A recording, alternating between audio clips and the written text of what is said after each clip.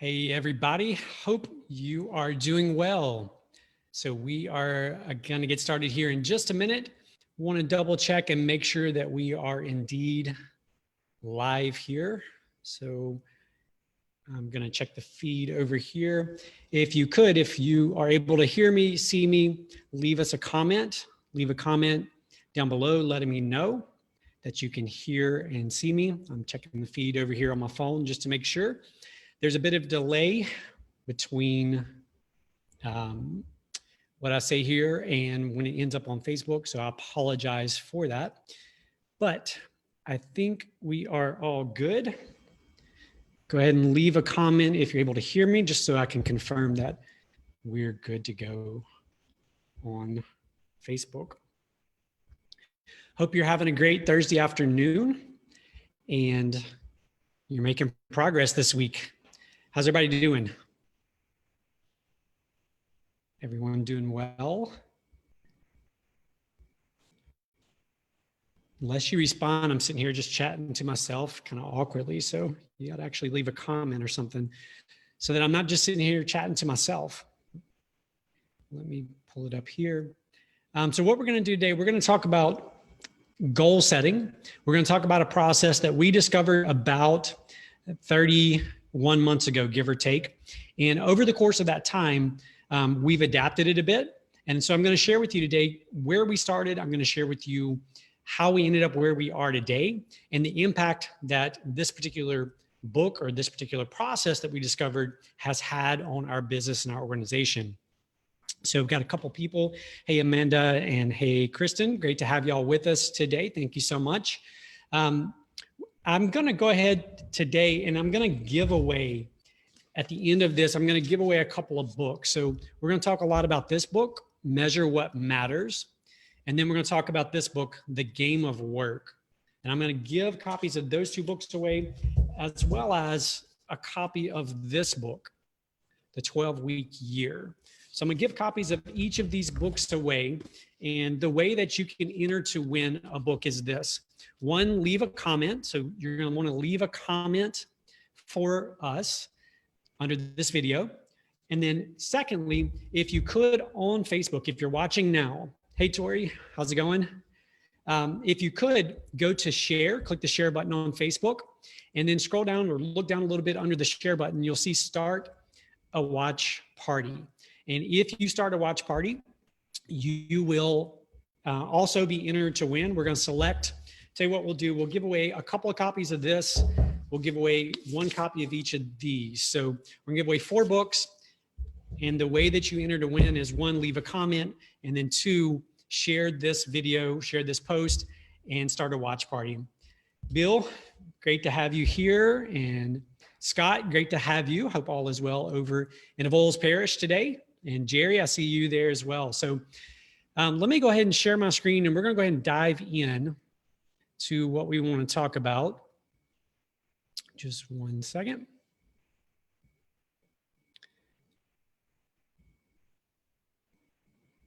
All right. You should be able to see my screen now. Hey, Charles, good to have you join us as well. So again, if you see me looking down, I'm looking down at the phone to look at the feed. We can't see the live feed here on the computer screen. So the only way I can make sure that you're hearing me and seeing me is looking down at the phone. Good afternoon, Charles. And so I'll be glancing down occasionally, checking comments, reading through your comments here. We've got a lot of ground to cover in this short time that we have together. So this has been, for us, it's been a 31-month journey. And over that 31-month period, we've experimented with a tremendous amount of different tools, different ideas, and different techniques to try to implement goal setting here at Ugly Mug Marketing. And 31 months ago is when we really began experimenting with these processes. And what I can tell you is over that 31-month period, our sales have consistently grown. Our profits have consistently grown. Our team members, in terms of accountability amongst the team members, has gone up significantly. So today, that's exactly what I'm going to share with you. I'm going to share with you the exact steps, the exact process that we've gone through over this entire 31-month period. And I'm going to do that in the span of about an hour here. So again, thank you so much. Katrina, glad to have you joining us as well. So for those of you just tuning in, again, at the end of this, I'm going to give away copies of these books right here. To get a copy, there's two ways to do that. One, leave a comment, and then two, to share this, start a watch party. So if you click on share on this video on Facebook, and then look down, there's an option there to start a watch party. If you could do that, that would be great. So let's go ahead and roll through this. So first of all, thank you so much for taking time out of your day. I know all of you are busy, have a lot to do. So I'm going to talk fast as we progress through this, not because I'm trying to glaze over things or not that I want to skip over things, but there is a lot of territory to cover in a very short period of time. Today, this is for you if you're not consistently reaching your goals for your company, for your team. You're struggling to get your team aligned and kind of pulling in the same direction, or if you have low employee morale. In other words, they're not engaged in what they're doing at work every day. This is for you. Lack of peer-to-peer accountability. So I know oftentimes in talking with entrepreneurs, one of the biggest frustrations is they feel like they're constantly having to persuade or convince people to take action, to be proactive. And so today I'm going to share with you kind of how we have overcome that, and we don't have to deal with that because of peer-to-peer accountability. And then if you have difficulty keeping track of who's responsible for what, today we're going to explain exactly how this system, this goal setting system that we've discovered, has really helped overcome these things.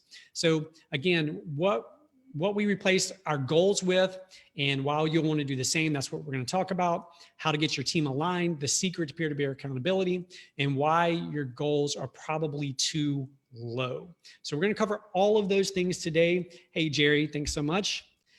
Thank you so much for everybody being here. And again, leave a comment and share this post to be entered to win these books. We're going to give away 4 or 5 copies of them. So let's start off with this. So a few years back, Gallup organization, they do all the research. They did a study of workplaces in the United States. And this is what they discovered. They discovered that on average in the American workplace, only 30% of employees are actively engaged at their place of employment. They discovered that 54% are disengaged. So they're not engaged, they're disengaged. And then 16% are actively disengaged, and that's how they defined it. And what they mean by actively disengaged is these people who are actively not engaged, they're distracting their coworkers, they're actively looking for another job. So with those statistics, that equals 70% of people in the workforce today are either disengaged or actively disengaged at their place of employment. And so what that means it's terrible for us who are trying to run a business, trying to grow a business.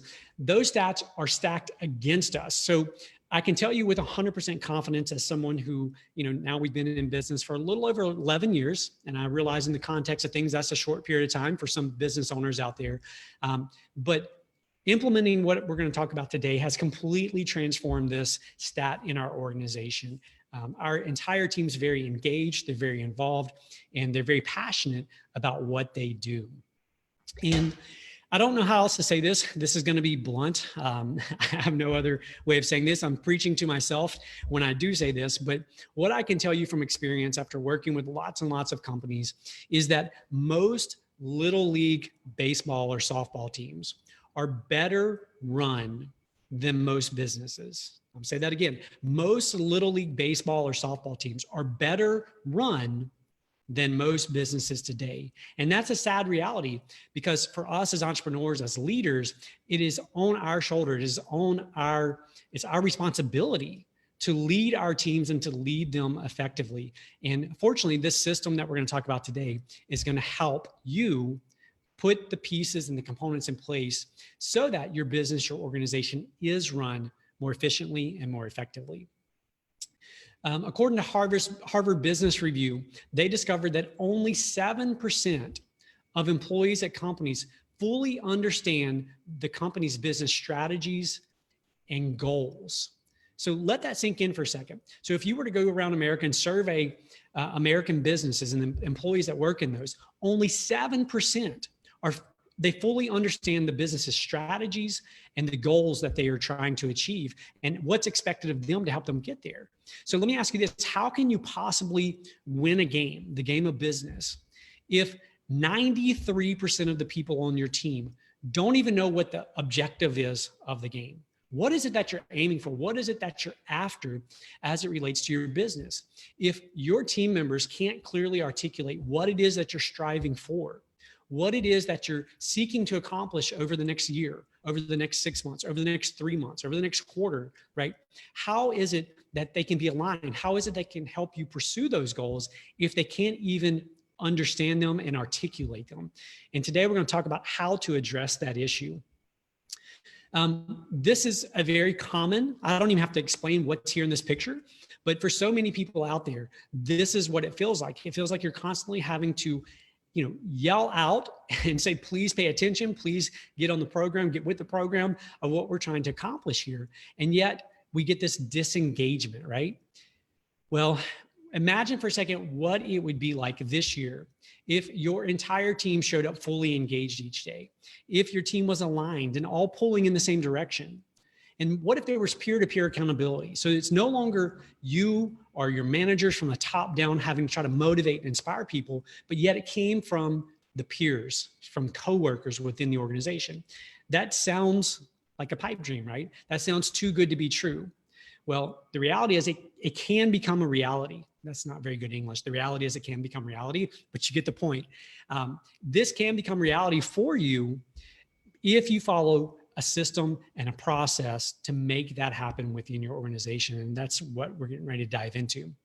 Real quick, for those of you who don't know about us, so we have clients from around the world.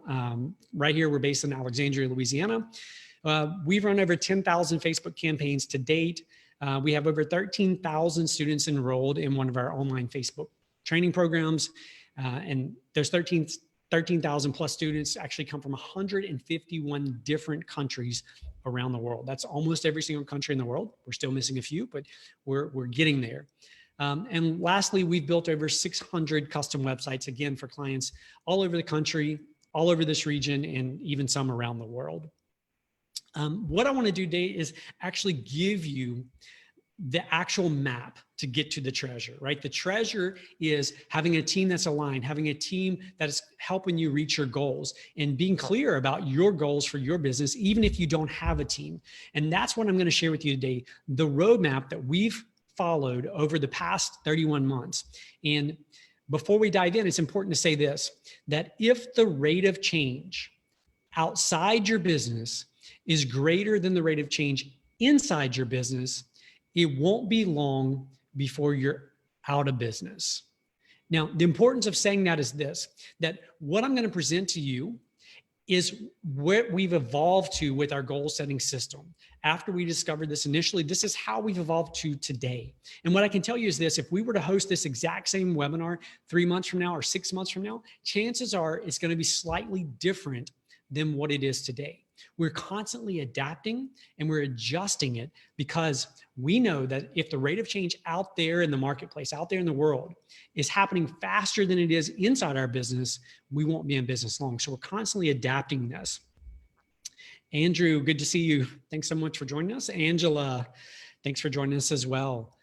So let's go ahead and dive in. The very first way we were introduced to this concept, this secret, was through this book called The Game of Work.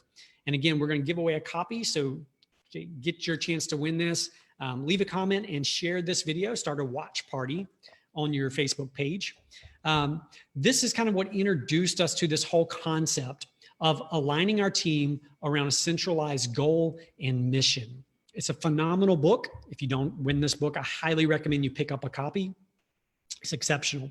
Inside this book, this is what it kind of taught us. It taught us that we need to make our goals visual. We need to have them on a chart. We need to have them up where everyone can understand by looking at a scoreboard very quickly. They can determine if we're doing good, if we're not doing good. The problem we ran into was that what's outlined in this book got a bit complex for what we do. So for those who don't know, we're typically a service-based business. So all the things that we offer are service-based.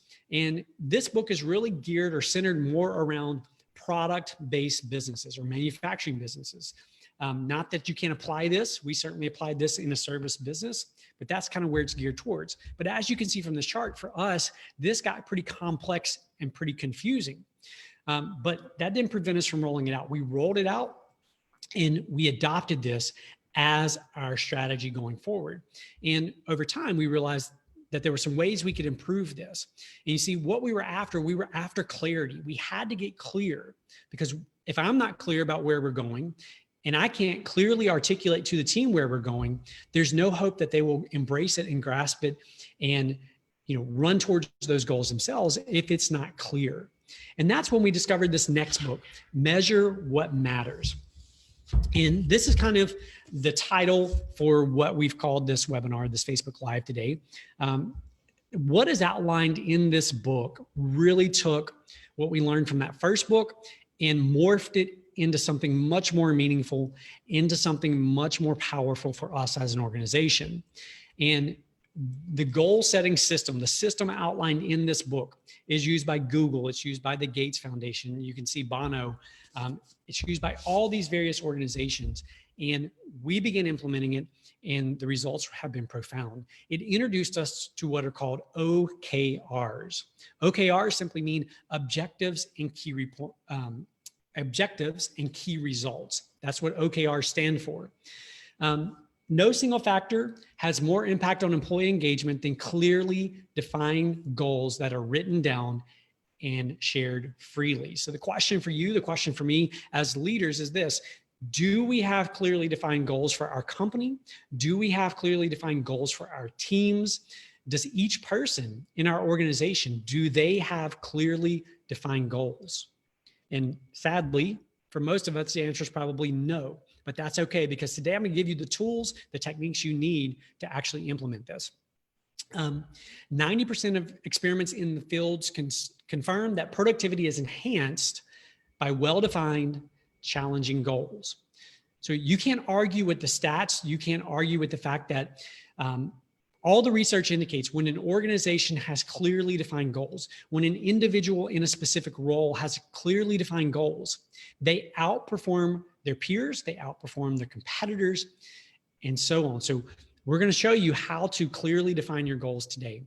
So step one, what are OKRs? What are OKRs? Let's dive into this. Number two, we're going to cover how to create your OKRs. How do you actually create them?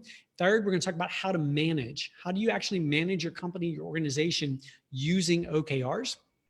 And then fourth, what are the next steps that you should take as a result of what you've learned today? So number one, what are OKRs?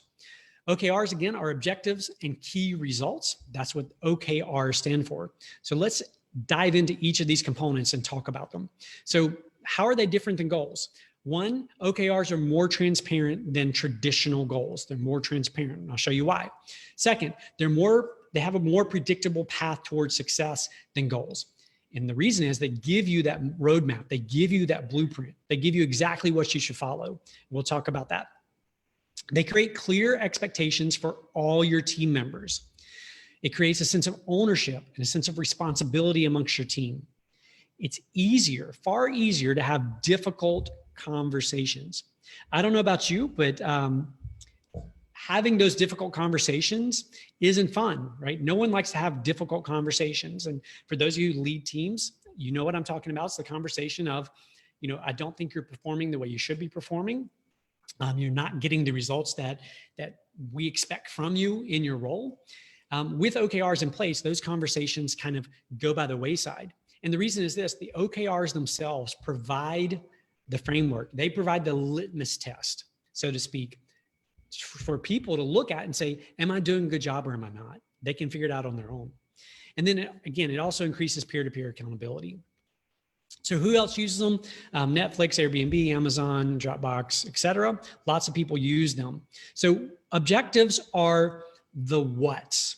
Objective are the what. So what is it that you're pursuing? That's the objective. What is it? They express goals and intents. They are aggressive. They must be tangible, objective, and unambiguous, right? They can't be vague. They should be obvious to a rational observer whether an objective has been achieved. So somebody from the outside should be able to look at your objective and determine whether or not you achieved that objective or not. And they're the stuff of inspiration and far horizons. So an objective that recently been in kind of the media and in the news is Elon Musk saying that they're focusing now their attention on sending man to Mars, right? Getting their spacecraft ready to go to Mars. That is an objective.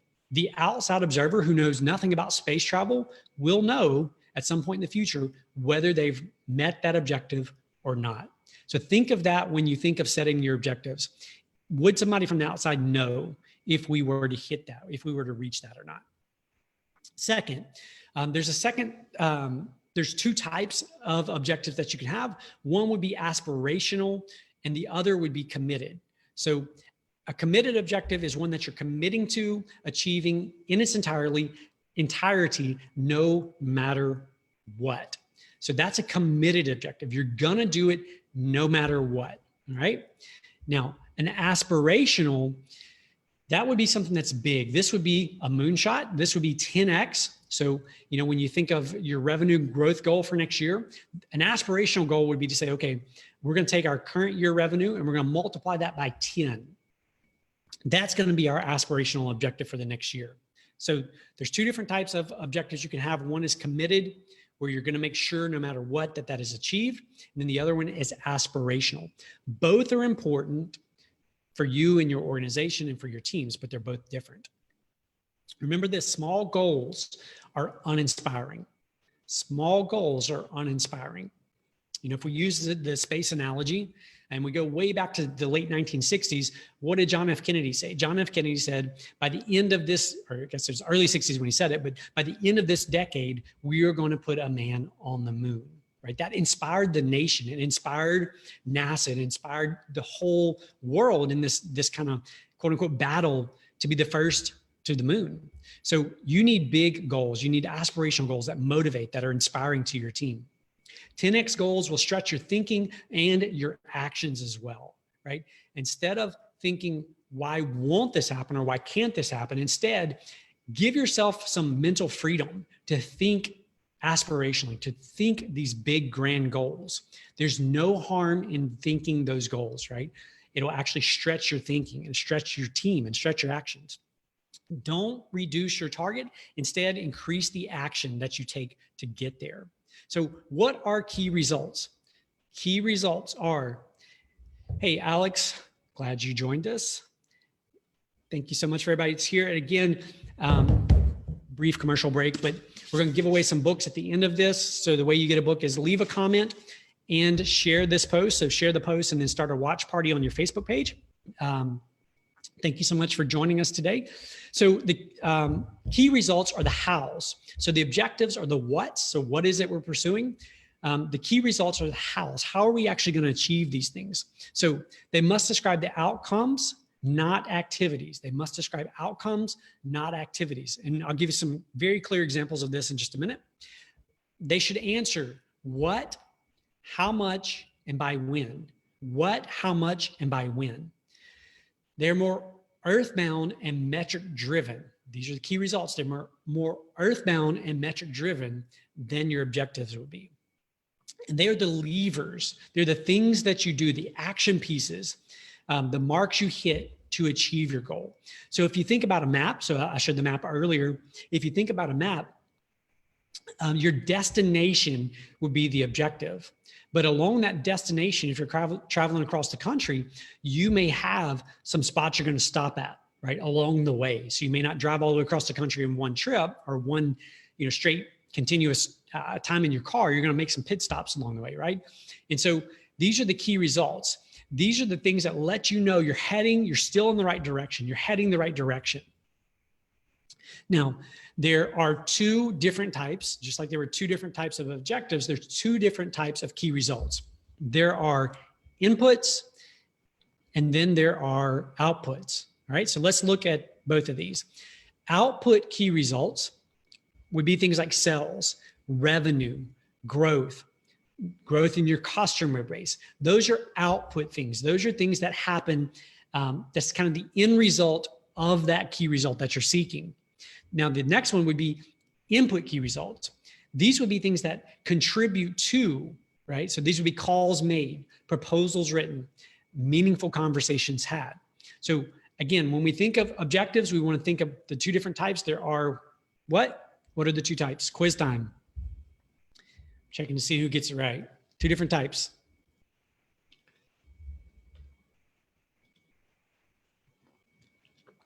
Come on, don't leave me hanging. 2 different types. I'm watching the comments here on Facebook. What are the 2 types of objectives that we can have?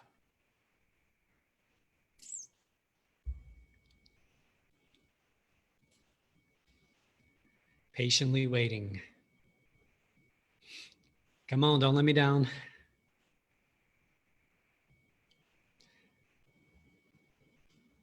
Exactly. Thank you, Rebecca.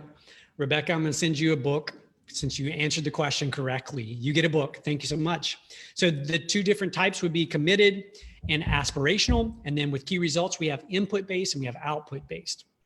All right. So the completion of all key results must result in the attainment of the objective. All right. The completion of all your key results must result in the accomplishment or the attainment of the objective that you set. Now, I realize that I'm moving fast and I'm covering a lot of ground here. I'm about to break this down and give you very specific examples that you can take back and implement.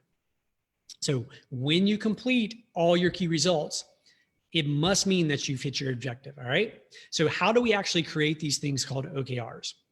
So let's look at some examples. So let's say that you have an Indy car racing team and your objective is to win the Indy 500. So that's the objective. Your key result would be you want to increase your lap speed. Another key result would be to reduce your pit stop time. Now that's a weak OKR set, right? That's very weak. Let's look at an average one. Average one says the objective is, again, the exact same. We're going to win the Indy 500. Key result number 1 says we are going to increase average lap speed by 14 seconds. And then key result number 2 is we're going to reduce average pit stop time by 1 second. So see the difference in those 2? We're getting more specific. We're getting more clear with our key results. Same objective, but we're more specific with our key results. Now let's look at a very strong OKR set. So again, the objective is the exact same. We want to win the Indy 500. Key result number 1 is the exact same. We're going to increase average lap speed by 14 seconds. Key result number 2 is we're going to reduce the average pit stop time by 1 second. Then we got some more key results. How are we going to do those things? We're going to practice pit stops for 1 hour each day. Next one, we're going to test at a wind tunnel at least 10 times. And then last one, we're going to reduce pit stop time errors to 1 or less per stop. So I want you to think about these 3 different OKR sets. If you want to call them goals, just to keep it simple, think about these. And how many of you would be willing to say, you know, when we set goals for our organization, they very often look like this weak side, right? They very often, we put together the key results, we've got the big goal, we have these key results, and yet nothing ever happens, right? We never make any meaningful progress towards these goals. And the reason is this. The reason is we aren't specific enough in the key results that we're setting for our organization. So how do you actually do this? How do you actually do this? So again, for an OKR, one question is who sets them? The organization, you as the leader, should set the primary overarching OKR. What is the big objective that you're aiming for? And then what are the sub key results that are going to help your organization get there? Then if you have departments, each department should set their own OKRs. And their OKRs should do what? They should help you achieve the organization. And then below that, each team member will set their own OKRs. Keyword, their own. I guess that'd be 2 keywords. Their own. You're not going to set their OKRs for them. They are going to set their own OKRs. Now, I hear what some of you are thinking. I can hear your thoughts. Your thoughts are this: how in the world are they going to set their own OKRs? Right? They're not even engaged in what we're doing right now. How are they going to set their own OKRs?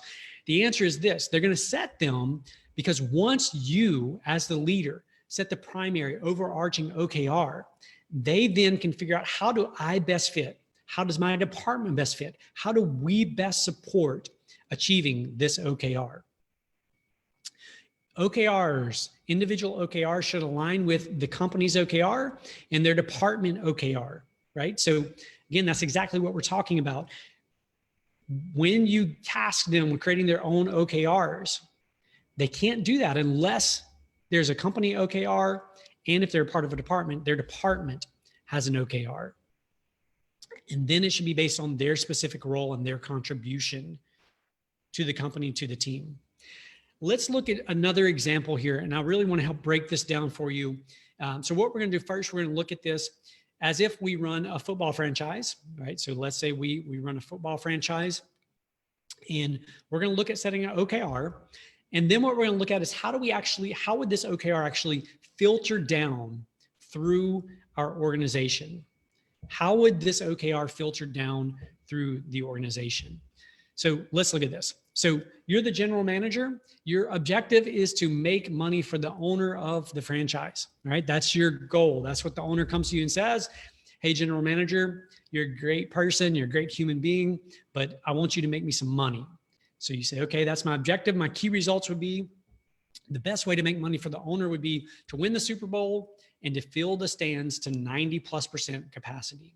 So that's what your role is as the general manager. Now let's look at kind of how this filters down or trickles down through the organization.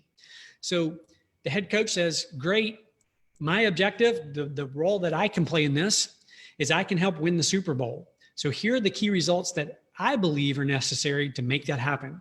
1, we're going to pass for more than 300 yards per game. 2, we're not going to allow more than 17 points. Our defense is going to be good. We're not going to allow more than 17 points per game. And then 3, our special teams is going to rank number 3 in the top 3 in punt return coverage. In other words, we're not going to let people run punts back for a lot of yards.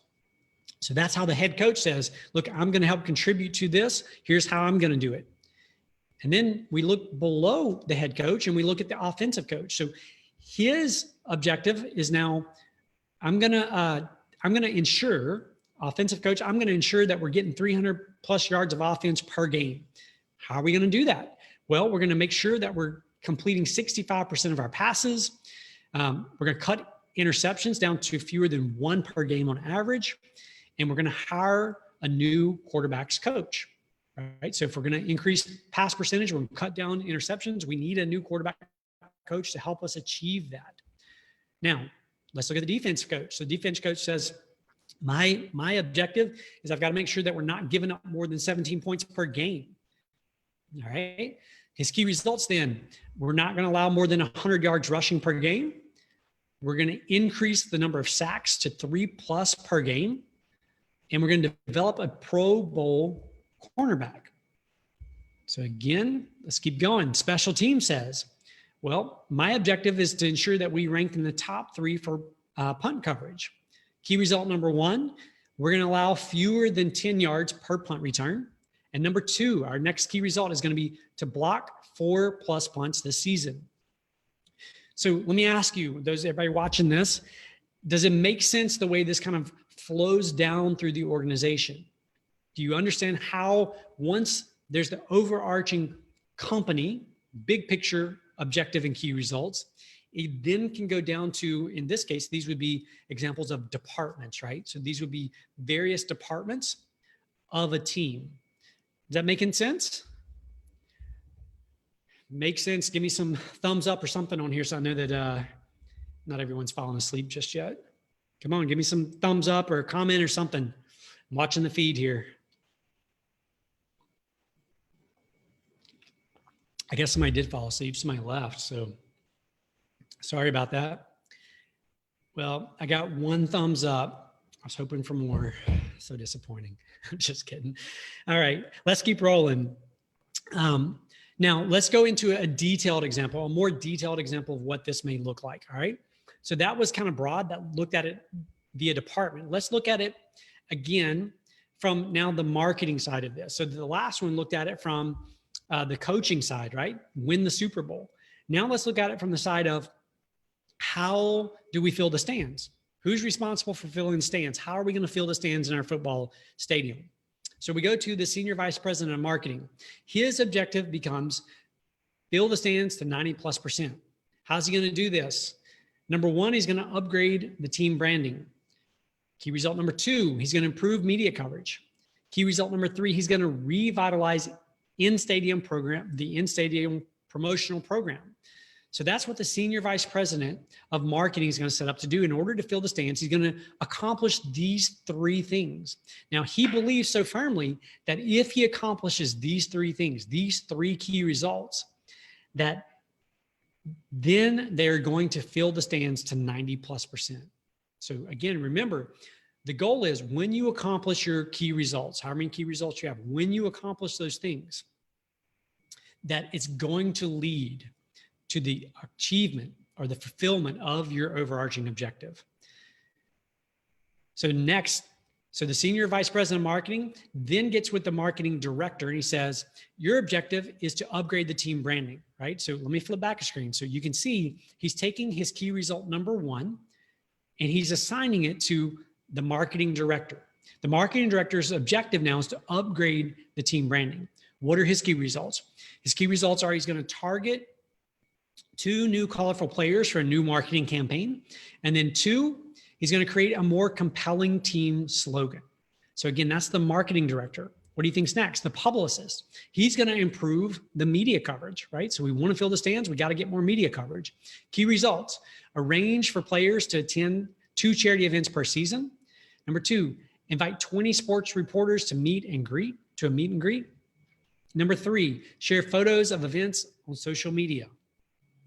So again, you can see how the goal of making more money for the owner in this example trickled all the way down. We're at a publicist level now. Now we're at the merchandise manager's level. So this person's objective is to revitalize the in-stadium promotion. That's the program that they sell or they give out at the stadium. The key results would be contact 10 souvenir companies. Price out 5 options would be number 2. And the third key result would present 3 ideas for stadium giveaways by August 1st. So again, the merchandise manager believes if I accomplish these 3 key results, I'm going to achieve this objective. Now, what are the steps? The steps are for you, you've got to identify the primary objectives to pursue. How do you do that? You ask, what's the most important thing in the next 3 months, 6 months, or 12 months? Now, from our experience, here's what we discovered. We discovered that a quarterly system works far better for us. So we set all of our objectives in a 3-month window, or as this book talks about, a 12-week year. That's where we set our objectives. Our objectives and key results all fit within this, within a 12-week window. Then we're going to ask, what are our main priorities for the upcoming period? So what are the priorities? What are the things that we need to focus on? Ask, where should people concentrate their efforts? Where should people concentrate their efforts? One of the downfalls of most goal systems is that we set them for long periods of time. And over those long periods of time, people lose focus, they lose concentration, they lose motivation. However, when you set your goals for short windows, so like this example, 12-week windows, it's much easier to stay focused, to stay aligned, and to stay passionate about what it is that you're pursuing. Next, you've got to get feedback.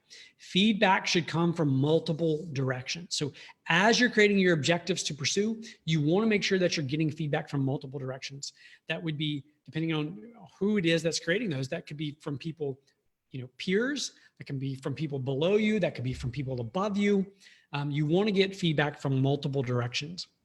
And then once you've identified the objectives to pursue, then you will start developing those key results, or what are the steps? Again, once you develop those key results, you want to get feedback. Feedback, again, should come from multiple directions. Then at that point, you're going to present it to the entire team or department for their feedback. For their feedback. You don't want to just go at it. You don't want to just take off running and say, this is what we're going to pursue. You want to make sure that you get buy-in from the team. So again, if we're going to align our team, if we're going to all be heading and pulling and going in the same direction, we have to ensure that we're getting feedback all along the way as setting these goals, setting these objectives, and determining where we're actually going to head. And then you get to work. So that's at that point, you then begin pursuing these things. So some questions, some common questions. If you got questions, by the way, go ahead and leave them in the comments. Thank you so much for all the comments so far. For those just tuning in, just joining us, again, we're going to give away some books, some copies of these books, various books right here. The way that you get a copy is 1, leave a comment, and then 2, share the feed on Facebook, click share, and then start a watch party. And we're going to give away several copies of these books. So if you have a question about what I'm talking about right now, go ahead and leave a comment with the question. But let me answer some common questions that we get. How many objectives should you have? It's ideal to have 3 to 5. 3 to 5 is ideal. More than that, and what happens? You begin dividing attention amongst too many things, and people lose focus. How many key results should you have? So under each objective, how many key results?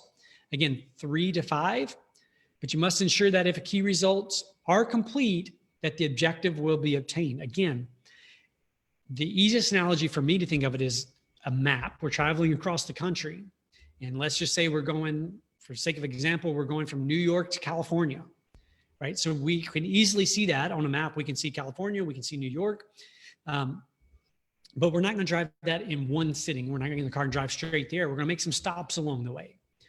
What we've got to ensure is that if we go to each of those stops, we're going to end up in California, right? If we hit each of those key results, we're going to reach our objective. That's what's most important. Don't get hung up on the number of key results or even the number of objectives. Instead, make sure that it's leading you, that they're bringing you in the direction that you want to go. And let's go to the next question here. How do you know when they're right? How do you know when your objectives and key results are right? 1, the stranger test. So we call it man or woman off the street. So literally you should be able to have somebody walk by your business. You pull them off the street and say, hey, come in. I want you to listen to this and see if this makes sense. If it doesn't make sense to them, then it's not right. If they can intuitively figure out, okay, your objective is to make $1 million. And here's the 3 steps you're going to take to get that. If it doesn't make sense to a stranger, something's probably not right. Next, what time frame should be used? Most should be short horizon, 3 to 6 months. Again, we talked about how we adapted and we transitioned into a 3-month window. So every single quarter, we're setting new objectives, new key results. We call them a little bit different things now, and I'll talk about that in a minute. But they should support your annual, right? So I'm not saying get rid of your annual goals. What I'm saying is break them into smaller bite-sized pieces. How should they look? Start with a text document. So you're going to write them out, just bullet point them out, but then end with charts. And we're going to talk about this in just a second. List the most impactful things first, listing those first. Okay, a few warnings. I don't know how many of you recognize this car. Anybody recognize this car on Facebook? Jerry, yes. We'll make sure you get a copy of the presentation. If you would, Jerry, just DM us, send us a direct message here on Facebook saying you want a copy, and I'll make sure that we get you a copy of this. Anybody on Facebook recognize this car? Ford Pinto. What was the Ford Pinto famous for?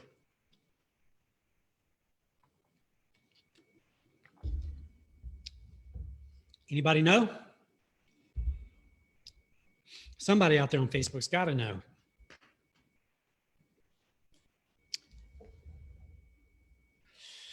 Come on, Jerry. You got to know what the Pinto was famous for. Somebody. Scott, you know? So the Pinto. What's going on, Elliot? Nice of you to join us today, sir. Hope all is well. Andrew Stewart, Death Trap. So yes, the Pinto developed a reputation of when it got into minor accidents, particularly when it was rear-ended, it would catch on fire. Yes, Kristen, that's true as well. It would catch on fire. And here's the interesting thing. Ford, when they came out with this, they had some very clear objectives and key results. They wanted a sporty, inexpensive, lightweight car so that it got great fuel economy. Inexpensive, lightweight, fuel efficient car that was kind of sporty. And that was their objective. And they had all these key results, right? They had all these key results to ensure that the car they produced met those objectives.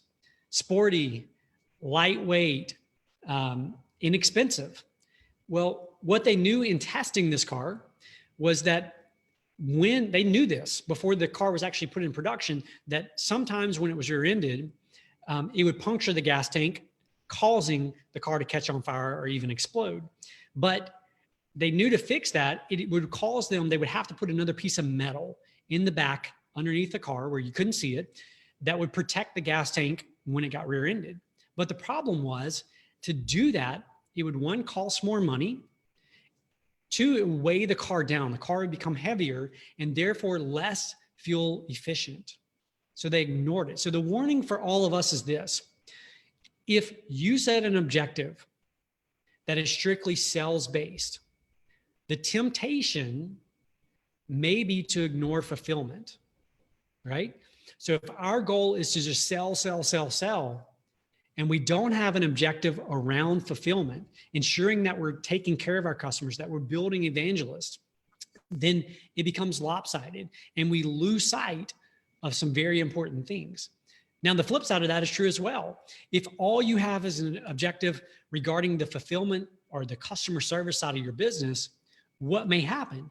You may end up over-servicing and not giving enough time and attention to the sales side. So you always want to be careful when setting objectives and key results that they're balanced, right? That you're finding a good balance between them. So that's very, very important thing. Another warning is this: done is better than perfect. Done is better than perfect. What does that mean? If you wait on getting your objectives and your key results and your goals perfect, you're never going to get started with this system. OKRs. You're never going to get started with this system if you wait until it's perfect. Again, we started this about 31 months ago. And over the course of that time, we've adapted, we've changed, we've tweaked, we've adjusted, right? So done is better than perfect. 3, how do you manage with OKRs? Let's briefly run through this. So we do this through one-on-one meetings. So each week on Tuesday, we do one-on-one meetings. And that is where I sit down with department heads, leaders in our company, and we talk about their goals. We talk about challenges. We talk about, kind of where they are in the process. We also do that through our weekly team meeting. So every Monday afternoon, we have a team meeting. That's everybody in the company is in the meeting. And we're typically reviewing OKRs. We're reviewing our goals. We're also reviewing our commitments. What have we committed to accomplish this week? And then it happens peer-to-peer. So it happens within departments. It also happens not necessarily within departments, just amongst peers. We encourage each other. We hold each other accountable to reach our OKRs. We also do it quarterly. So we do quarterly performance reviews. And again, we review where the goals hit, where your goals not hit. What could you have done differently? We do this through our field of play review. I'm going to show you that in just a second. We do it through our OKR review, which again, this is what we've been talking about. And then every single quarter, we create new OKRs for the upcoming, for the next quarter. So this is the field of play. That is from this book right here. And again, highly recommend this book. It's a wonderful starting point. What the field of play simply says is it's a field that you're going to play on as a team. And so if you imagine this as a football field, that's the easiest way to do this. So on each side of the field, over on the left-hand side, we have what would be called the terminal out of bounds. Those would be things that someone does that results in immediate termination, right? Stealing, lying, whatever those things are for your company. If they violate those things, it's immediate termination. On the right-hand side is operational out of bounds. These are things that you may not get fired for doing. However, if they continually, can't say the word, occur, you may get fired for these things. These are operational things. So how you believe your team should operate. And then at the bottom, these would be people who simply can't do their job. They can't perform in such a way to perform their job. So they're going to be out of bounds at the bottom. Hey, Kurt, I'm so glad you're able to join us today. Thank you so much for being here.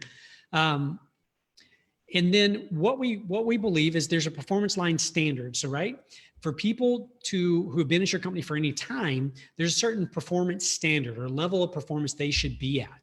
And anyone that's below that line they should be very humble. They should be seeking out help from you, from their peers, from whoever it may be, to help them get where they need to be. And then we have the 3 OKRs, right? So we have the 3 objectives and key results that they're pursuing. And once they start hitting those, they start moving towards that goal line, right? Helping the company cross that goal line. And as simple as this thing sounds, this little sheet of paper sounds, there's a lot of power in this, because what it does is it creates a visual. It creates a visual for people to look at and understand, what is it that we're pursuing? How do my objectives and key results tie into this thing that we're trying to achieve? So again, that comes directly from this book.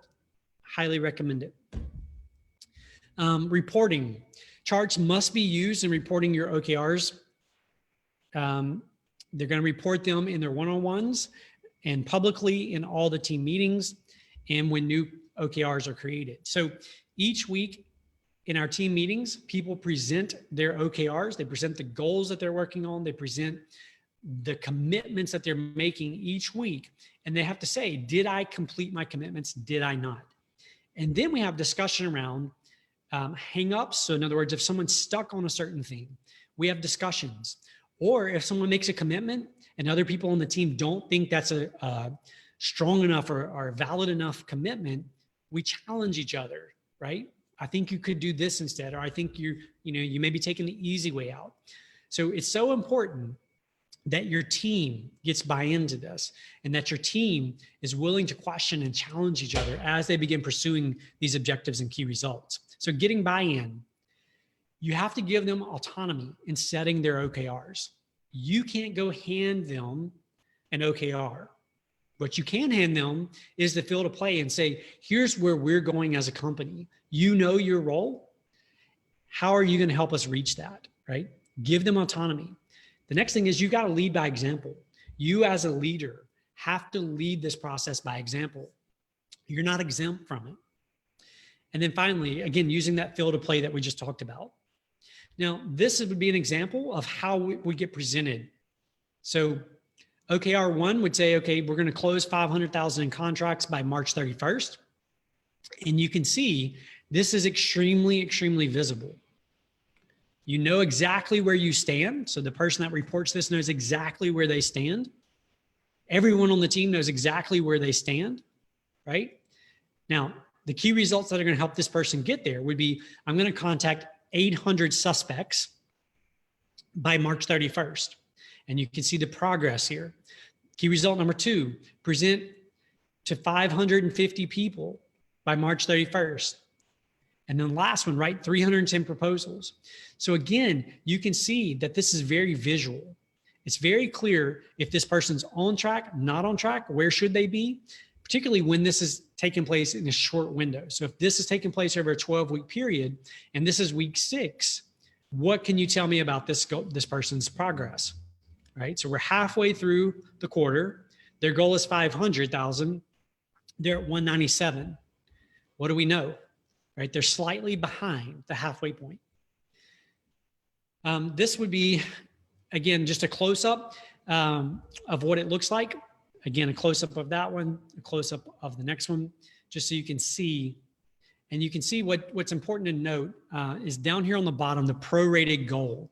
The prorated goal, we used to tell us where we should be by this particular point. So by this particular report, this person should have been at 302 and they were at 307. So what does that mean? That means we should celebrate, right? We should congratulate them. You're doing great. You're ahead of schedule. What about this one? They should be at 440. So we can encourage them. We can give them additional ideas. We can say, you know what, if you need help connecting with some new people, let me know. I want to help you get on track. I want to help you get where you need to get. So showing the prorated goal, in other words, where you should be, the goal is 310 here. And by the time of this report, they should have been at 170.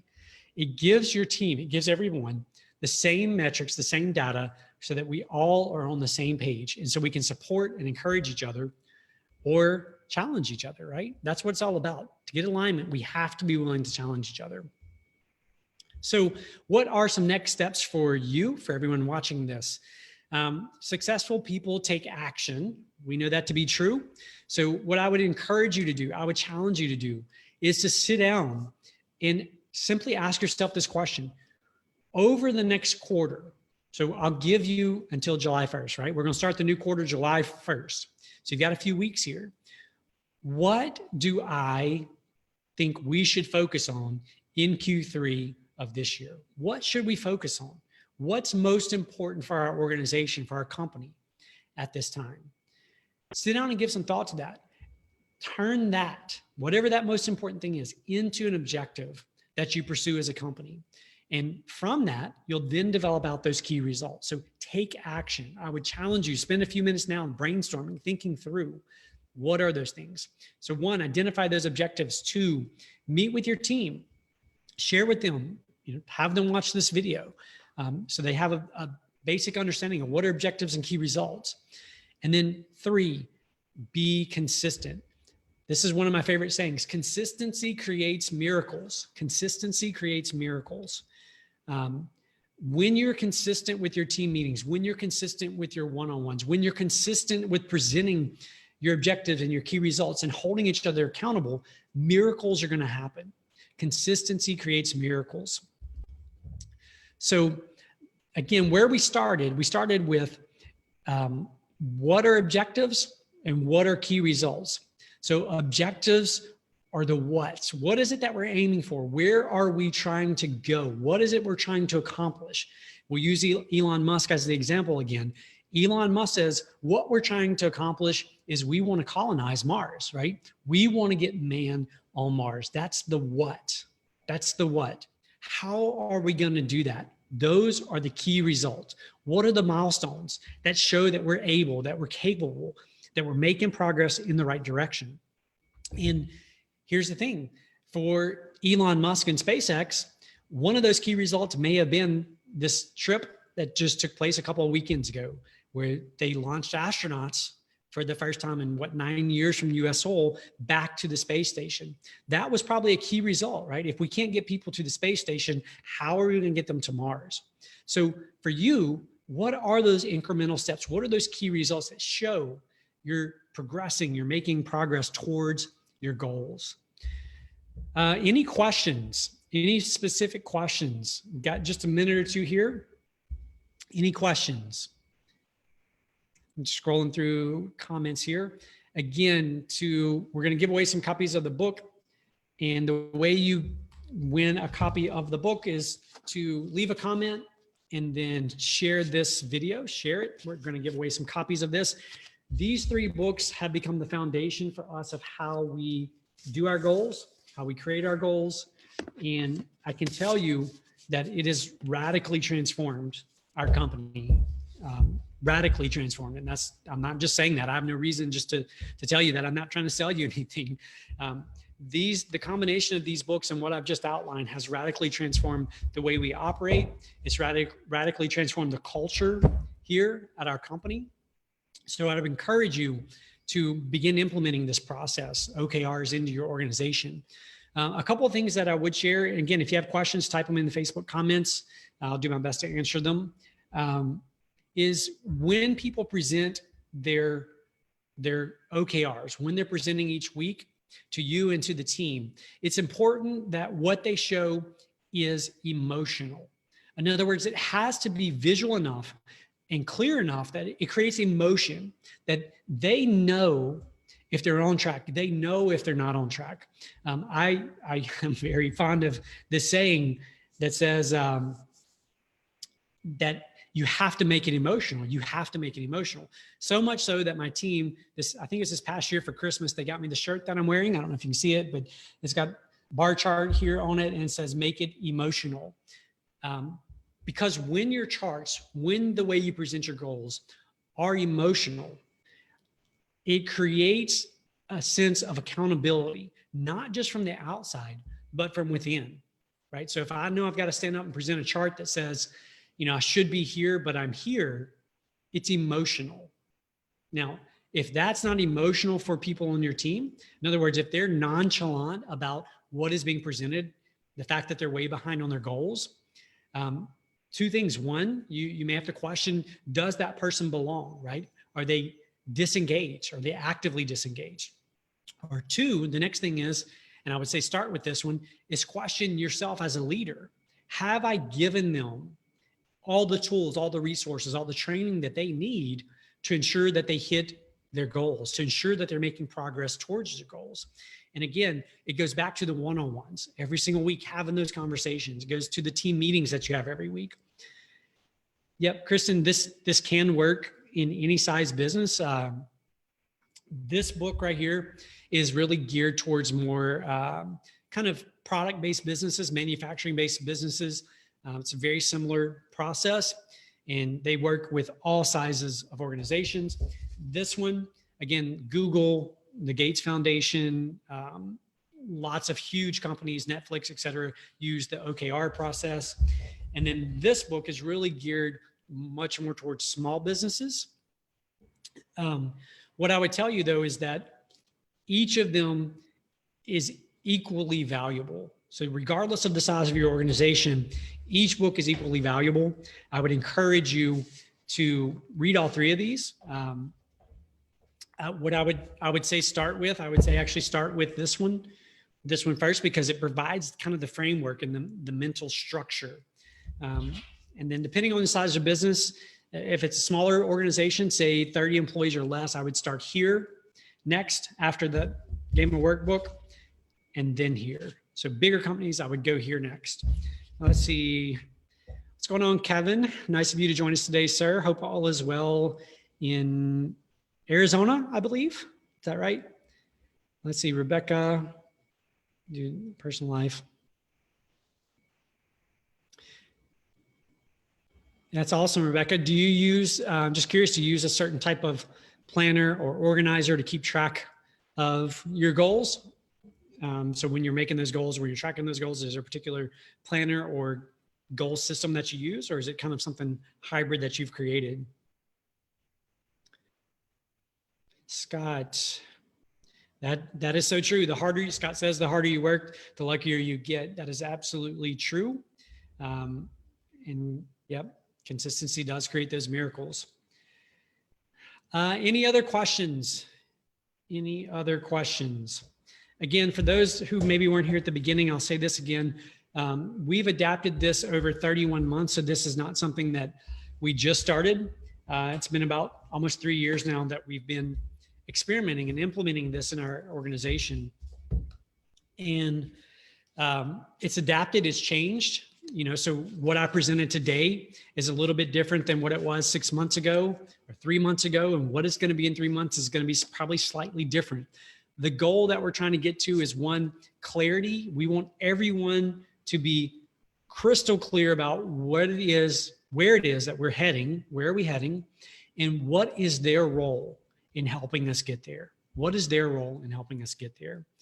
And the beauty is that when we as leaders clearly define where we're trying to go, what we're trying to accomplish, we don't have to tell them, here's exactly what I need you to go do. Based on their role, they know what it is that they should go do. So the saying again is, if the rate of change in your business is less than the rate of change outside of your business, it won't be long before you're out of business. So thank you so much, Rebecca. I see your comment here, 365 planner, system, home includes paper calendar. That's awesome. Super cool. Thank y'all all so much for joining us today. Again, leave a comment, share this video for your chance to win. We will go through on Monday. So a few days out, it gives people time who are watching it just now to share and to comment down below. And we are going to send out some copies of these books. We're going to give away one of each of these to someone who's commented and shared. And we're going to give away a few copies of this as well. So thank you so much. If you do have questions, feel free to leave them in the comment section. We will continually check this and monitor this over the next several days. So again, thank you so much. Hope you have a wonderful rest of your day. Thanks so much for joining us today.